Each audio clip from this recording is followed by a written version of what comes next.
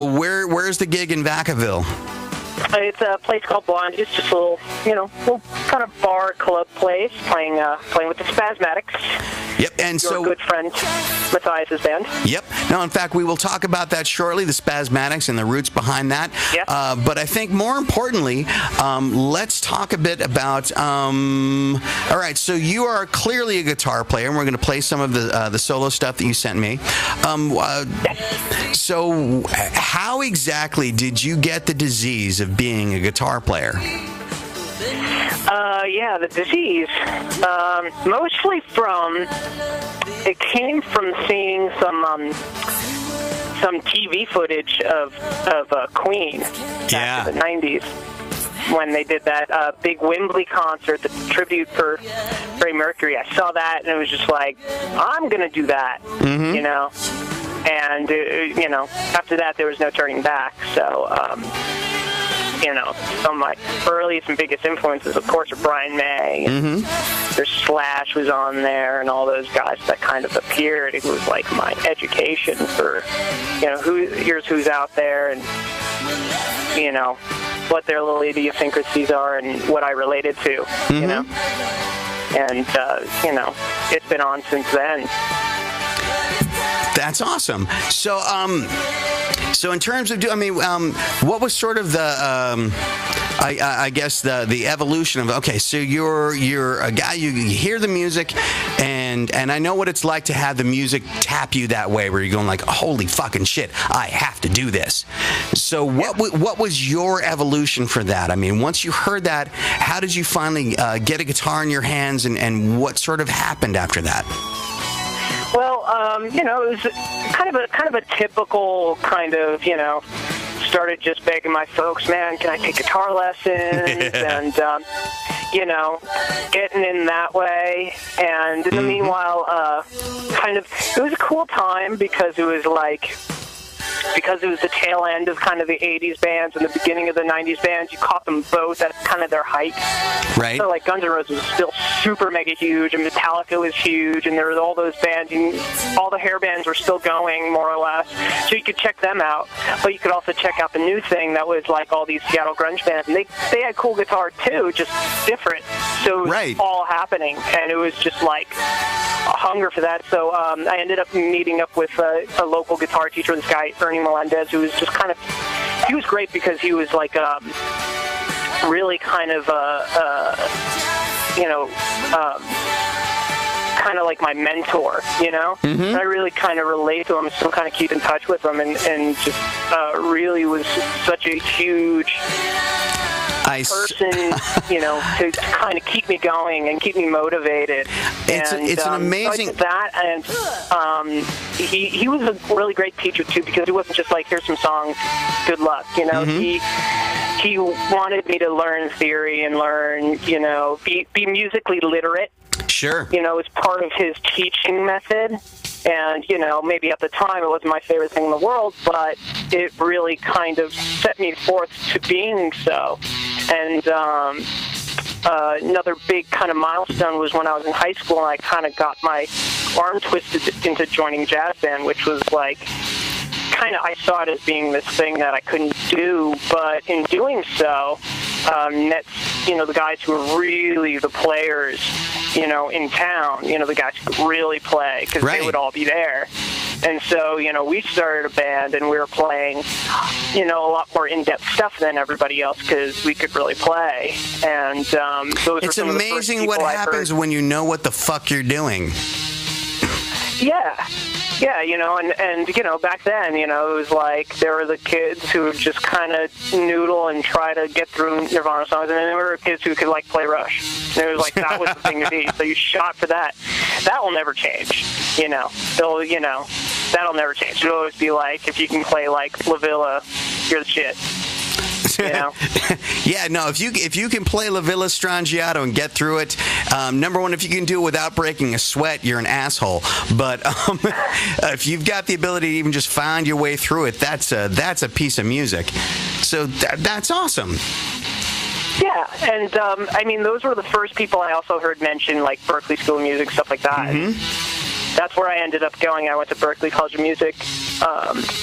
after high school, and then just kind of, did a guitar major. Yeah. So I'm one of them. And, so wait a minute, you did a guitar major? Was she a blonde, a brunette? What kind of... Oh, wait a minute, I'm sorry. I guess. I'm sorry, I completely took you off track. It's my fault. That's okay. Wait, where am I? Am I wearing pants? Oh, yeah. I don't know, but we are streaming this live with video, so... California to play Spasmatics and to play guitar. That's awesome. So here's what we're gonna do. I'm gonna play a piece of your music, and the one that you're actually strumming. So I have a question, because number one, so you have put together the stuff that you sent me. Is this like a solo EP that you're looking to put out? It's out. It's out there. It's an EP called "This Is Not Here." Mm-hmm. It's under my name, Jeff Kalmbach. It's funny. And, this is not anywhere. here. I was going to say, this is not here. That's the same thing that I tell the bank when they ask for the car payment. Yes. that was what I named it after. My car payment. Thank you. Yes. But okay, so the EP is called "This Is Not Here." Yep. And it's out. It's anywhere digital downloads are sold. So your iTunes, Amazon, Google Plays, you can find it anywhere like that. CD Baby, things like that. So the first track that I know that you had said that you're a fan of, and by the way, I need to tell you, I had an odd, interesting experience. The first time you had sent me the music when we were talking about getting together to do this interview and stuff, and you had sent me the files of the music, and I clicked on it, and then somehow it opened in two different players at the same time. So the first track that we're about to listen to opened up. It opened up at one point, and then about 5 seconds later, and so it had this weird. I was like going, "Oh my God, what is this guy doing?" Because I'm listening to it, listening to the track. I mean, it was the most, and I was like going, "This is incredible." I was so completely. Wow, Go ahead. Pretty disappointing once you realize that was a mistake. Well, no, actually, I mean, the other thing was, the one thing is, after about 30 seconds, I'm like going, this is incredible. Nobody's ever going to understand what the fuck he's doing. I'm like, oh, shit, dude. You're playing it twice. And I'm like, oh, so I'm the idiot. But it's a very cool piece. But here's the biggest question is, because it's basically, is it like adjective and noun? Because you've got a couple of sort of, what do you call that? Yeah, that's the name of the tune, adjective, noun. And it basically was one of these things. Yeah. It was one of these things where I was like, what should I call this? It's like, they're instrumental. So it's like, I could call it whatever I want. And I was like, when I was writing it, I was like, this sounds like a malicious experiment. And I was like, that is the dumbest name I could ever call anything. That's just retarded. I couldn't in any good conscience call a song that. And it just sounds like some stupid cliche. And I was just like, what if I just kind of made it like, put these placeholders and let the listener name it whatever the fuck they want. And so, that's cool. You name the song. It's like sometimes I'll go on there's websites where you can get random word generators, and I'll just name the song every time I listen to it, name it something new. So can I call it Burning Ice? Yes. Well, we're gonna play this. Yeah, we're gonna play this track. So from Jeff Kalmbach. And by the way, am I pronouncing your last name correctly? You are. Perfect. That's more right than I say it. Well, you've been drinking more than I have. Yes. So this is adjective, noun, or burning ice, or actually this is fill in the blank. Check this out from Jeff Kalmbach. I heard this earlier and many times. This is some cool shit. So dial it in, check it out.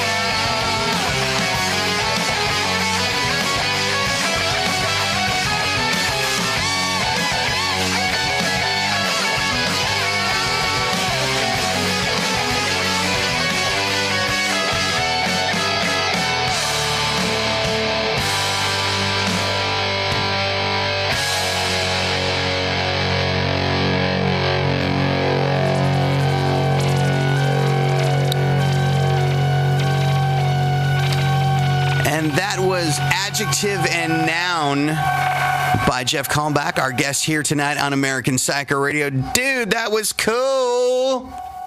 I was enjoying it, actually. Well, I would hope so. I mean, because playing along. Were you? You're like, I could have done this harmony too. Yeah, no, if you would come back on and said, dude, that song sucks, be like, look, your self-hatred is not an issue here. Okay. So, I'll take it to the therapist. So in writing something like that, I mean, let's go back to, who are some of the guitar players that and not even necessarily just guitar players? In fact, I think that's a misconception that only guitar players influence guitar players, as though that's all we ever listen to. Who are some of the people, the musicians and the artists that have helped guide you to where you are? Well, I can't say Brian May enough. He was the first guy. And so I still kind of go back to that. Huge thing about what I love about him is he is him. He's no one else. You hear him, it's instantaneous. You know exactly who it is.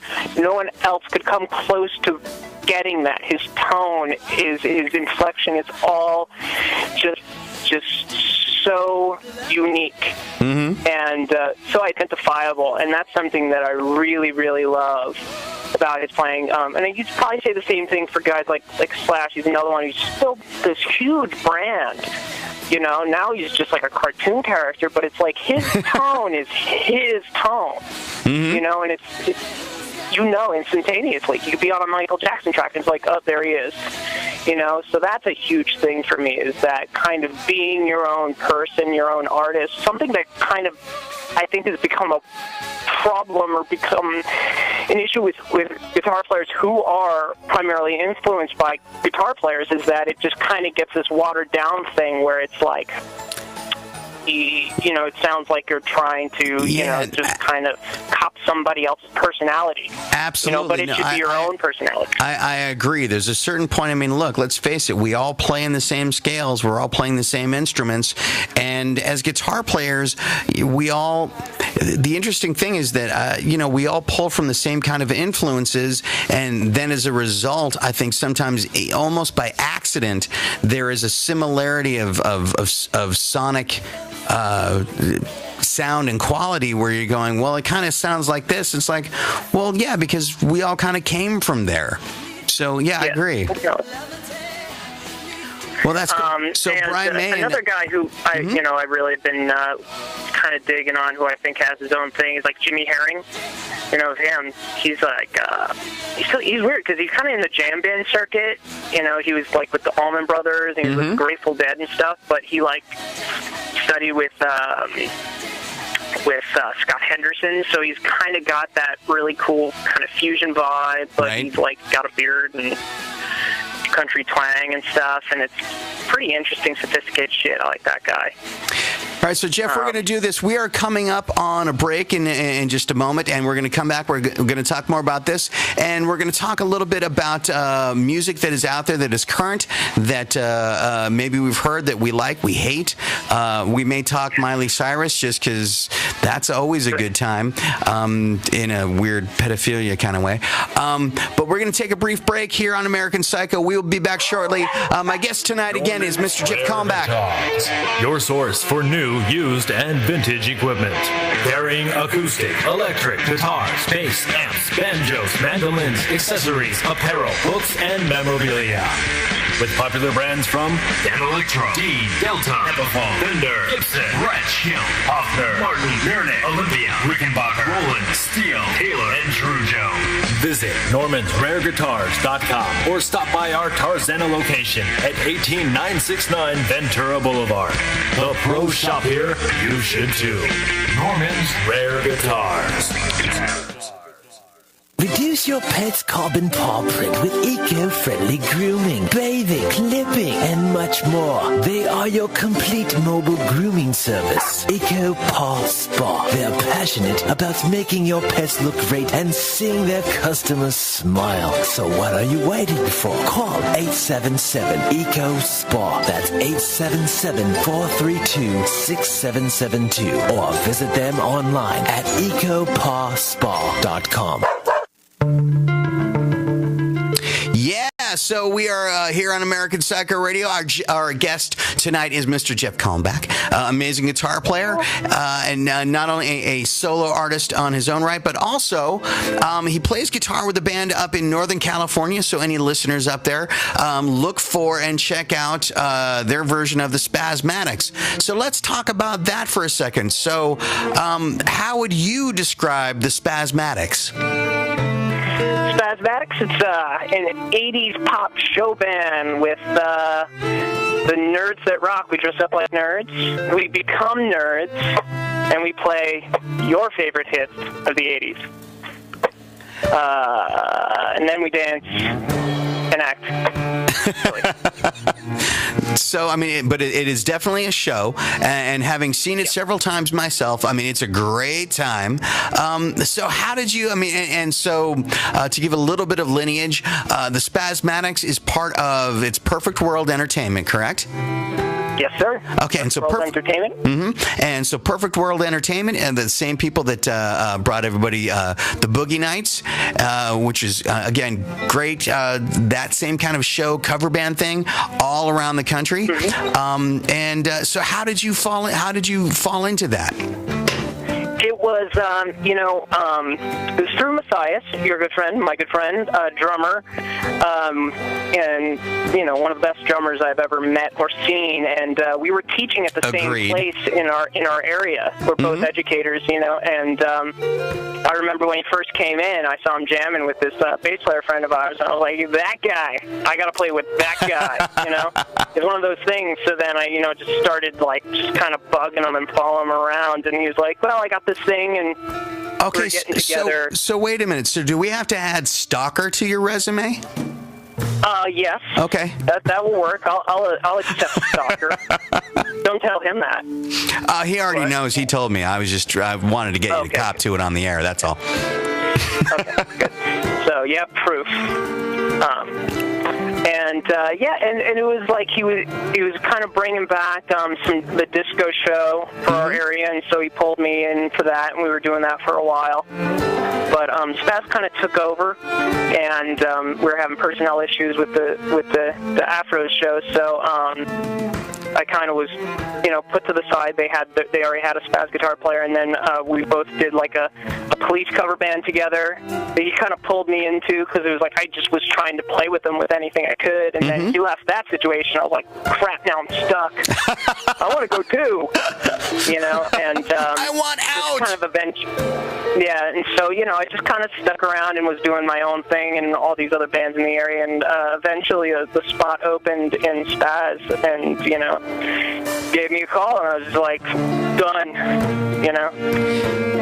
That's so cool. No, in fact, I mean, I've heard a lot of these stories sort of along the way as they've developed, and and having seen you guys a couple of times, you definitely bring the right kind of playing to the right kind of scenario. So good on you. Thank you. Yeah, absolutely. I enjoy it. It's great. It's a fucking awesome gig, And I am a nerd, so it works. It's like I don't have to pretend or anything. It's good. I'm a bad actor, so that helps too. So I don't have to act. So what kind of, when you guys play, because so many people that are listening probably don't, what do you guys dress up like? What is sort of that show element that, and it's all strictly done tongue-in-cheek, but what is the kind of, the show that you guys put on? Well, I'm going to be, my alter ego would be Leonard Feingold, CPA, and New York Jew. So I've got the short curly hair, similar to the Screech haircut, and, my dark rimmed glasses, bow tie, kick out the occasional rap You know, Right. button down, short sleeve, you know, and slacks, lots of slacks. occasionally shorts and sock suspenders. Sock suspenders are good. They're good. That kind of thing. And then, you know, we got choreography and stuff where we're doing like unison moves and stuff in the songs. And then we're doing kind of rocked out versions of, you know, things like, you know, Safety Dance and Tainted Love. And then, you know, we'll do Billy Idol and Madonna and stuff like that.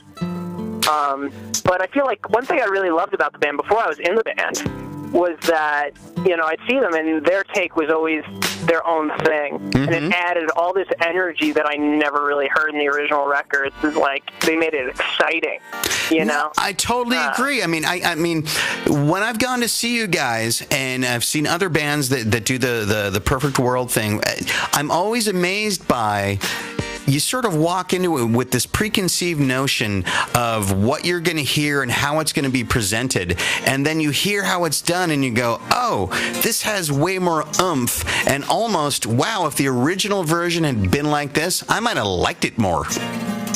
Absolutely. I remember when I first kind of started going to their shows before I was in the band and just like pulling together a playlist and loving the songs, not because of the songs, but because of remembering how they played it. It was just like, why can't I get an MP3 of that? Because that is way better.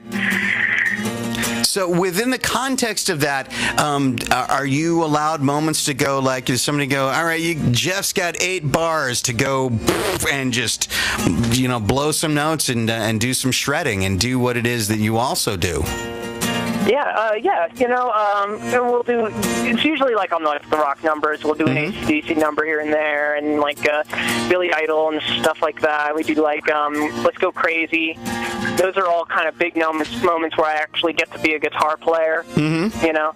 But I think also, and Matt's the same way. It's like we're you know, because we're always playing this, we just kind of work in little things, little isms, little bits of our musical athleticism into the tunes, you know, so that it stays fun for us. Sure. Without, you know, completely kind of going overboard into, you know, Dream Theater territory with pop. That would be horrible. But although I got to tell you, if you guys, I mean, hearkening back to what if you guys in the middle of, I don't know, Don't You Want Me Baby by Animotion, if you broke into La Villa Strangiato and played the entire thing straight through and closed with the chorus of Don't You Want Me Baby, that would be interesting. We could do that. We could do that. Well, we may not. Go ahead. But we could.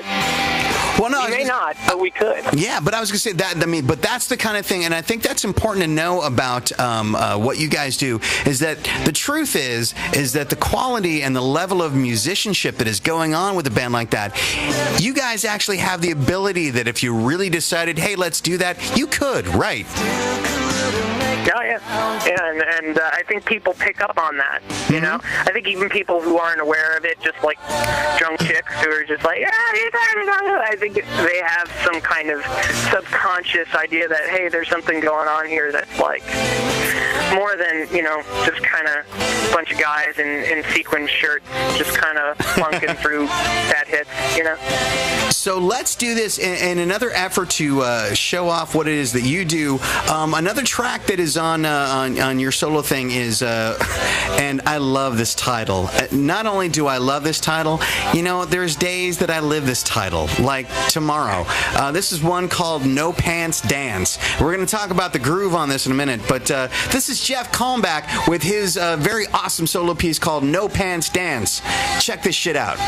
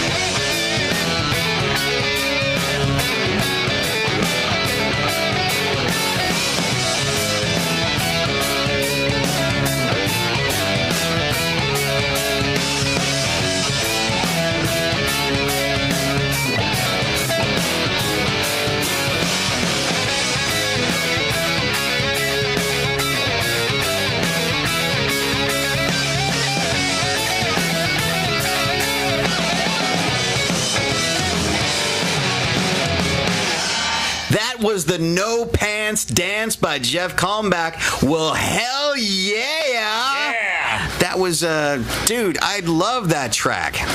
Yeah, that was pretty That's slick. my personal favorite for sure. Yeah, so I'm curious. I mean, for a groove and a riff like that, was that just something kind of just popped up and you're like, oh, that? Or did something inspire that? Where'd that come from? Funny you should ask. That one was actually one of the ones where I really said, hey, you know, at the time I was super in a Steely Dan obsession phase. All right. Which is pretty much still going. But, and I was thinking about the legendary Purdy Shuffle of, Babylon Sisters and Home at Last. And Rosanna. I heard that. And how that became Rosanna. Totally. No, in fact, I heard them like, that was Rosanna, and I remember thinking, when I think about Rosanna Arquette, the No Pants Dance makes all the sense to me. Doesn't it? And so, it was just like, what can I do with that? I want to play a Purdy Shuffle, I'll write one, and, it feels so good, So, who all played on those tracks? I mean, because, go ahead. Most of the drums was my good friend Terry Branham. Okay. Really, really good drummer. If you're a drummer or into drums, check him out. He's all over that drummerworld.com. He's published in Modern Drummer. He just finished a second book for that drummer for Porcupine Tree, book for Hudson, transcribing some of that guy's stuff. And so he's just one of these guys who's just like comes out charts blazing, transcribed like everything that I wrote in the demos. And I just kind of like, I programmed in drums and just went, this is pretty much what I think, and he just transcribed everything that I came up with. And he just charted it. Right, and then he walks and he goes, yeah, I did this, and then he yawned to make you angry. Yes, and there's some not easy shit in there from time to time, so he really, nailed the shit out of it. He did a great job. Yeah. So where did you guys track that at? I'm sorry? Where did you track that at? I like bits and pieces here and there. I work at a place called Red House, which is the teaching place, and it's a venue, and there's a small recording studio there, and so I would do I would just hold myself up there at midnight and do stuff there. That is when the best shit happens. I did a lot of the guitar there. I did the drums there. I did some of the guitar just at my house or random places, anywhere I can make some noise. So just for product placement, that was Red House, and that's up in Walnut Creek, California. And that's only because the chicks here can get so fat. Anyway, that was up in Walnut Creek, California, yes? Yes, sir. That is where that was done. Well, so I tell you what, we're coming up on another hard break, but so hang tight. We've got some more music to play with Jeff, and we're gonna talk. We're gonna geek out a little bit in a moment. We're gonna talk about some gear and guitars and stuff like that, and see where that, how far down the rabbit hole that takes us. But stick around for more of American Psycho with Jeff Kalmbach. We will talk to you guys, or you hear us in a moment.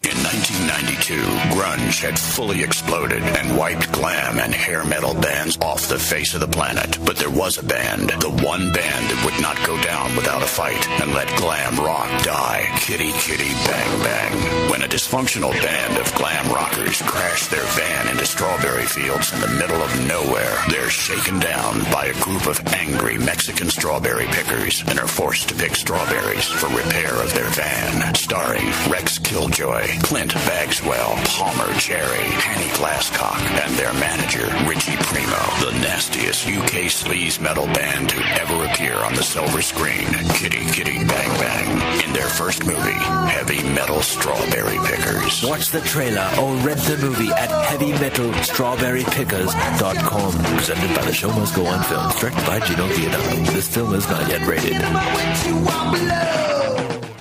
A respected powerhouse in unscripted reality television, Original Productions, a Fremantle media company, has 14 series currently in production on 7 U.S. television networks, delivering audience and critic favorites alike. Programming ranges from rating sensation Storage Wars on A&E, Ice Road Truckers, and Axemen, the 2 highest-rated shows to ever air on history, to the show the New York Times has no peer, Discovery's Deadliest Catch. There is no equal. We are original. Original Productions. For more information, visit originalproduction.com. It's original. Well, we are back to come on back to American Psycho, or run away from American Psycho. I guess might almost be a more logical.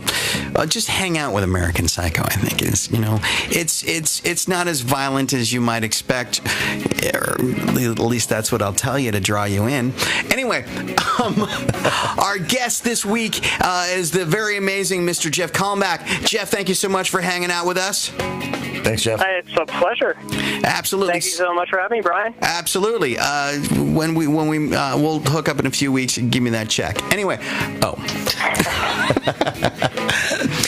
So let's talk about this, because we were talking about, okay, so you recorded this stuff out at Red House, and you were talking about, let's talk gear. Let's go ahead and let's do guitar gear. This is welcome to Guitar Gear Geek Out moment, or hour or two, because any guitar players that are out there, you all know that as soon as you get bit by that bug, heroin you can go to rehab for. You know what they don't have? They don't have Guitar Gear Rehab. They don't have it.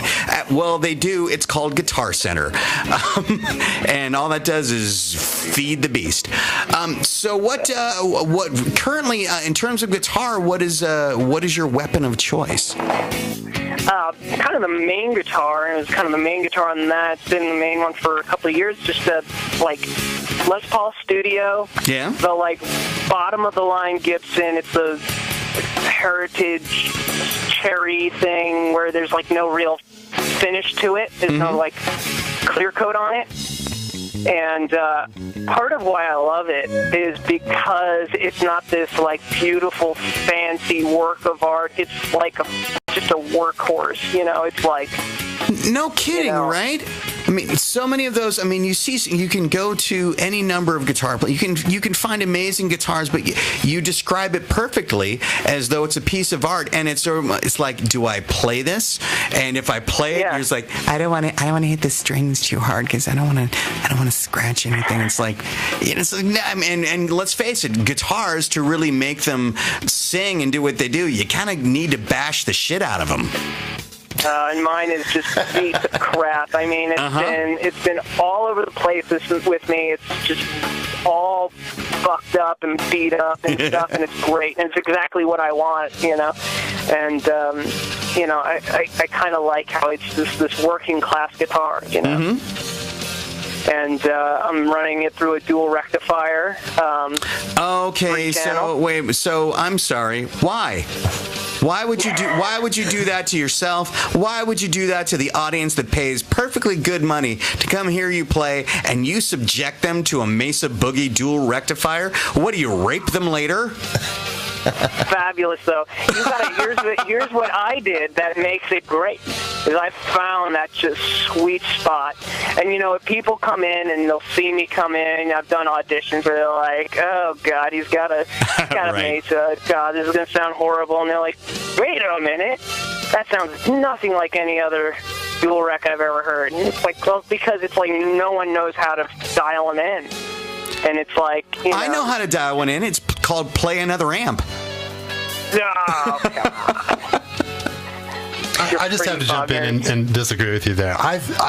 There are parts of the tone of the Mesa Boogie I don't like, but there is a good selection on there. If you know how to dial it in, you know what you're listening for.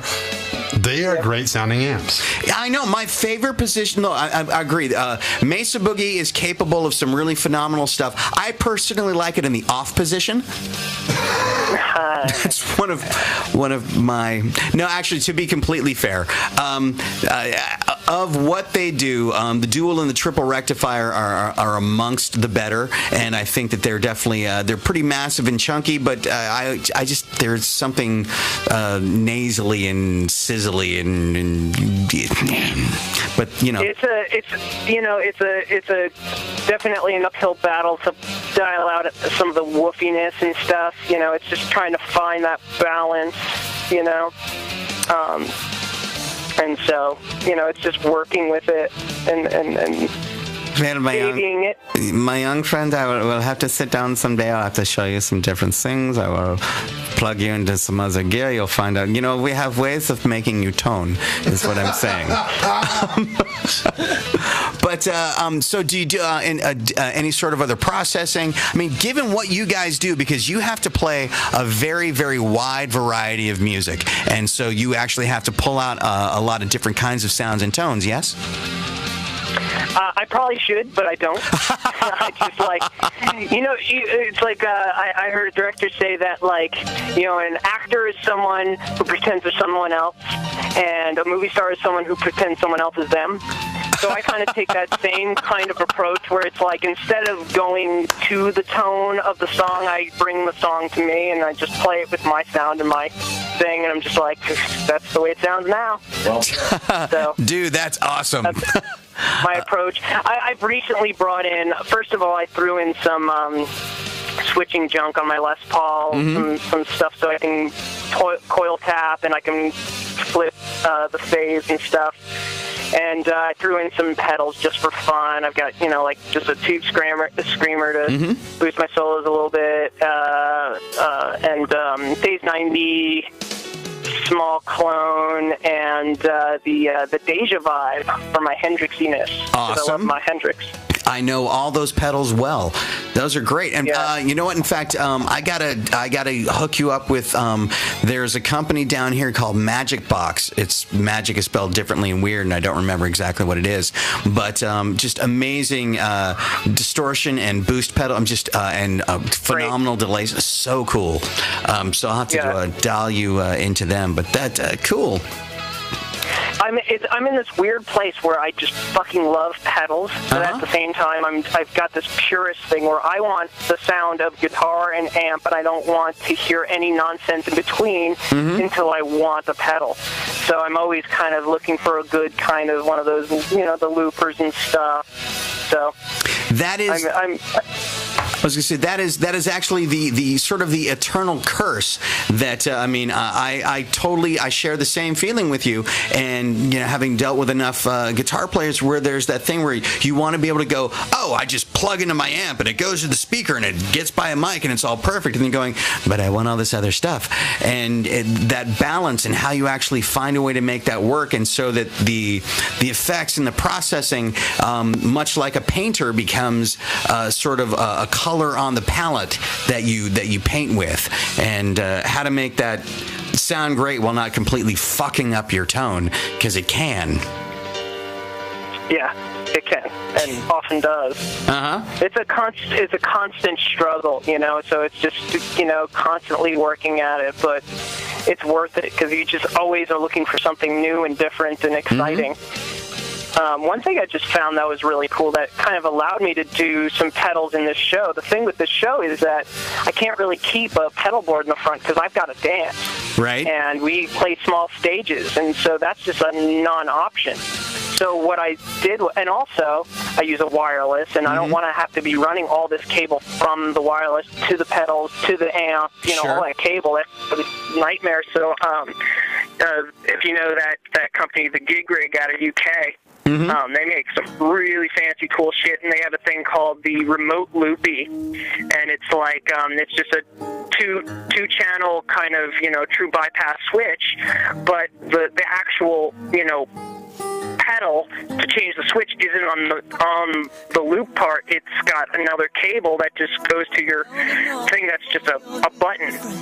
So the button's in front, but the switching is in the back. So I keep my pedals back by the amp. I don't need to deal with them. Perfect way to do that. I was going to say that's a perfect way to do that. And you and I actually, we're going to have. I have some solutions for you. We're going to do those off air in the very near future. Here's what I want to do, because we are actually dialing down towards the end of the show. I want to get in another one of your tracks. Let's see. We're going to do, because I happen to really like this one. Singing's for Jerks, I think, is a really good time. So we're going to play that, and then we're going to wrap it up. So everybody, this is Jeff Kalmbach with one of my all-time faves. This is Singing's for Jerks.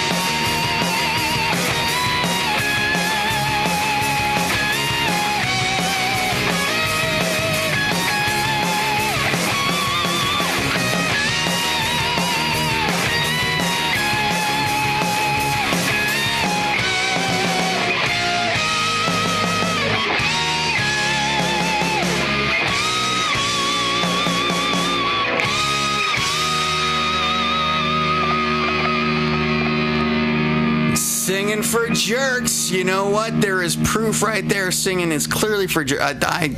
Jeff, I think that song just is awesome, man. Nice Thank work. You so much. Yeah, I mean, I like that was awesome, man. Yeah, I mean, a bunch of the stuff you're doing, I mean, there's like there's so many great parts of that. And the other nice thing about it is that what you're playing, you clearly play with a lot of feeling and emotion. And I think that's important, especially when doing something instrumental, and that it doesn't sound functional, it sounds real. And I think you do that.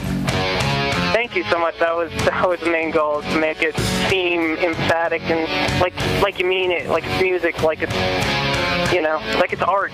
Totally, because it is. All right, so let's talk about this. I mean, so you're doing the stuff with the Spazmatics, and so what are you looking and hoping or wanting to do with the solo stuff that you're doing, and where would you like to see things go? I mean, it started off as just being, just kind of blatant, self, just kind of indulgence, like, hey, I can do whatever I want, marriage. So let me do that, and I think part of the dream is that, hey, hopefully I can use this to kind of get some gigging slot with, some huge band or some baloney like that. That would be fun. Yes. So let me ask you. So let's say, for the sake of discussion, placement and licensing and stuff like that. And just kind of the only thing about the band, I mean, I love the Spazmatics, but it doesn't last forever.